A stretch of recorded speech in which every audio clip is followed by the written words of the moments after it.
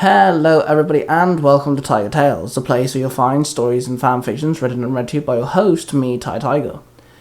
Today we're diving back into Power Rangers Universe 19, a place where you'll find Power Rangers stories and Kamen Rider stories written and read to you by your host, Cosplay2637. I, however, have two stories in said universe, and you can find all of the stories on the Power Rangers Universe 19 podcast. You might want to go check that out after you've heard this story. Today, we're diving back into Kamen Rider Kiva, a Kamen Rider who lives in Blessington, the same town that the Power Rangers Tiger Force team resides in. In this chapter, Kiva is about to come across something rather strange and peculiar, more in someone's actions.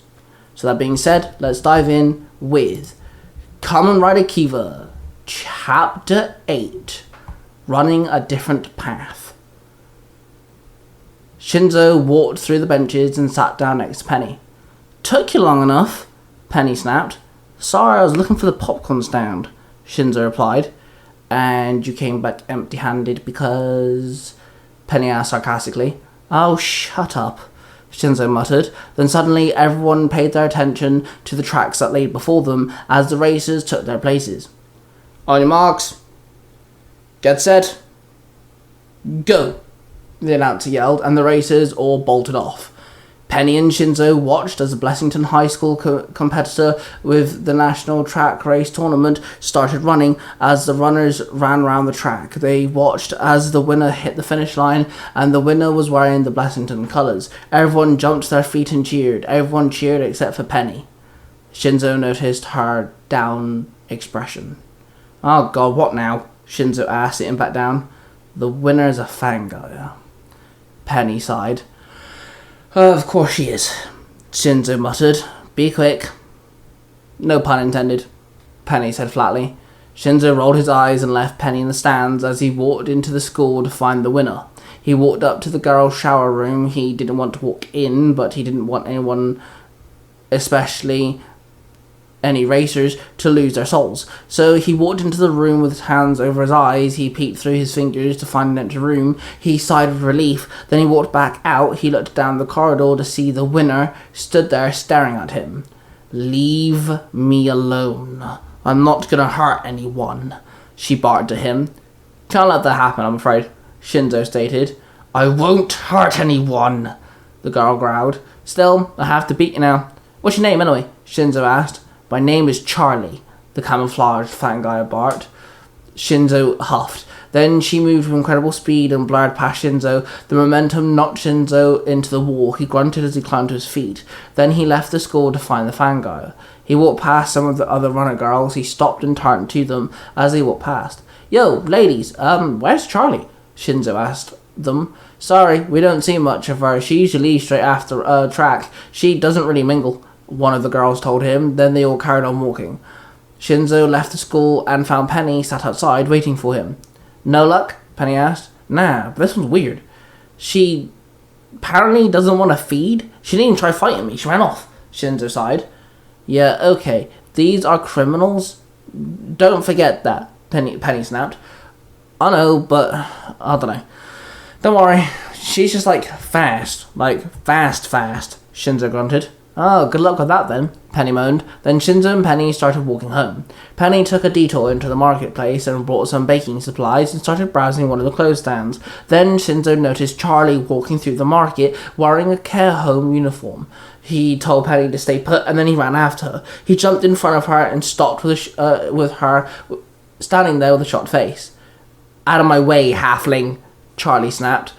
"You know, I cannot do that, right?" Shinzo muttered. "I'm not hurting anyone," Charlie snapped at him. "And I don't believe you," Shinzo growled. He tapped his side bag and Komori stumbled out of his bag. "Why did you wake me up?" Komori moaned. Then he saw Charlie stood there glaring at them. "Oh, I see," Komori slurred. "Come on," Shinzo said, grabbing Komori. Shinzo grabbed Komori with his right hand. "Bite!" Komori yelled out, and then Komori was brought to Shinzo's left hand, and Komori sunk his teeth into Shinzo's skin. Black veins rippled up his arm and across his face. Suddenly, magic chains formed around his waist and formed into a red and gold henshin belt. The belt was all red and had a metal rod above the waistline. Shinzo held out Komori. "Henshin!" Shinzo called out and placed Komori up to the rod of the belt. With his little claws, he latched on, and then Shinzo placed Komori onto the belt, clipped him in upside down. Suddenly, metal liquid formed around Shinzo. And then, with a shatter of glass, the liquid formed into his rider suit, forming Kamen Rider Kiva. Kamen Rider Kiva prepared himself to fight. "I'm not doing anything wrong," Charlie growled. Then she shifted into her Fangai form. It was a humanoid armored cheetah. Her face was placed in the mouth of her cheetah headpiece. She had claws, and her legs had noticeable gears on the side of them. Everyone in the marketplace started screaming and running away. Kiva ran at the cheetah Fangai and threw a punch, but the monsters moved so quick and dodged the attack, then caught Kiva's wrist, then threw her own fist at him and rapidly struck Kiva in quick succession. Then she kicked him, sending him flying back, crashing into one of the market stands.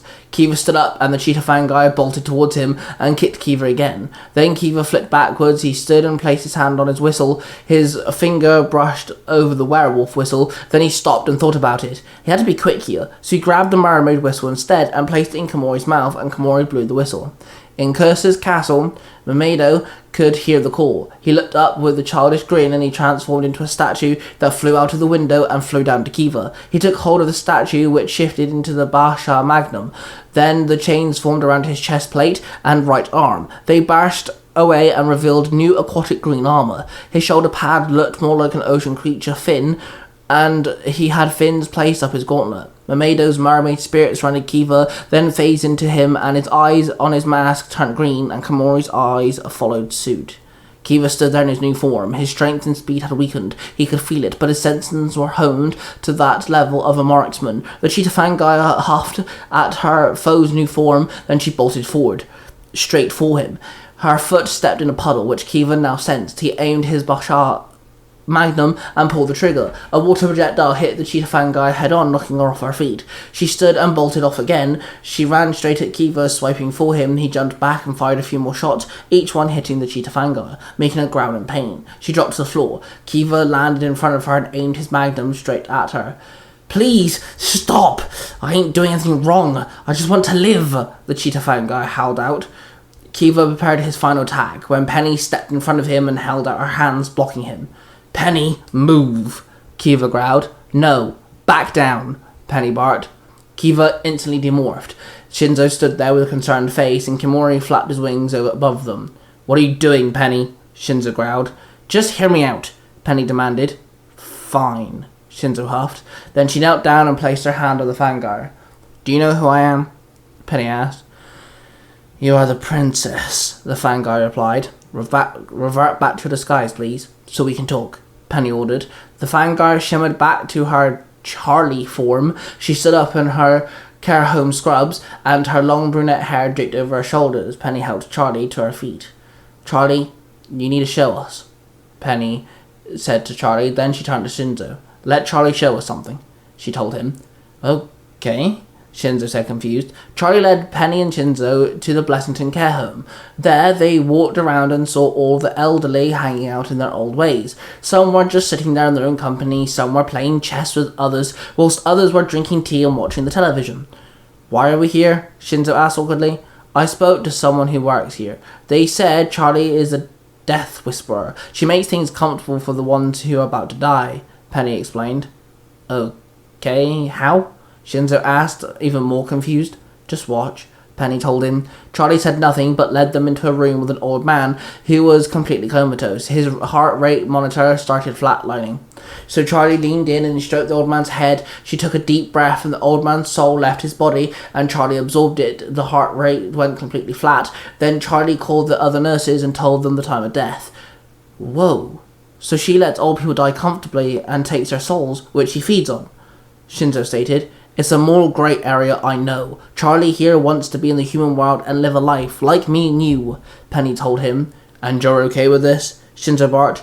I don't like it, but this is a fangirl who's trying to do the right thing here. She's helping humans in weird ways, sure, but she's also isn't killing anyone who just stands in front of her. She's helping people on the brink of death here. As the princess, I can make a ruling here, and I'm giving her a chance. If she crosses the line, then you have full permission to destroy her, and send her soul to curse her, Penny said sternly. Oh my god, really? Charlie said with a grin. Yes, do not make me regret that, Penny demanded. Thank you, your majesty, Charlie bowed. Then Shinzo and Penny left and walked out of the care home and started to walk home. I don't want to hear it, Shinzo, Penny barked to him as they started walking. All I was going to say was it's nice to take a step back. And also it's nice to see you take your royalty a bit more seriously, Shinzo noted. Penny smiled at him. Thank you, Penny said. Then they headed home to tell Sean about the day. And there you have it, guys. Another chapter of Kamen Rider Kiva. A quick one for you, if you get my pun. But yes, I wanted to do something a little more strange in the world of Kamen Rider Kiva. That being said, this has also been put on to Power Rangers Verse 19, hosted by Kamen Rider writer and Power Ranger writer of Power Rangers Cyber Force, Ultra Rangers, Sky Force, Kamen Rider Drive, Kamen Rider Wizard, Cosplay Dude 637. He also has Sailor Moon E and Storytime with Cosplay Dude 637 and his YouTube channel Nostalgia Time. He's my Power Tai and the second member of the Three Ranger Bros. The first one being Mark the Red Cornice Ranger with his podcast Nerds Through Comics. You might want to go check out everything I've just mentioned between the two guys. Then the third member being myself with Tiger Tales and Tiger Tales The Lost Stories. Both channels, this one being Tiger Tales Lost Stories, has more stories for you, just in the first person perspective. I host all sorts of storylines, you might want to go check them out, they're all a bunch of barrel of fun. And of course, we can't forget our association, Zero to Hero. Welcome to Scholar Podcasting, a big fan of Power Rangers, you might want to go check them out as well. That being said, don't forget to subscribe to the channel, and I shall see you guys really soon.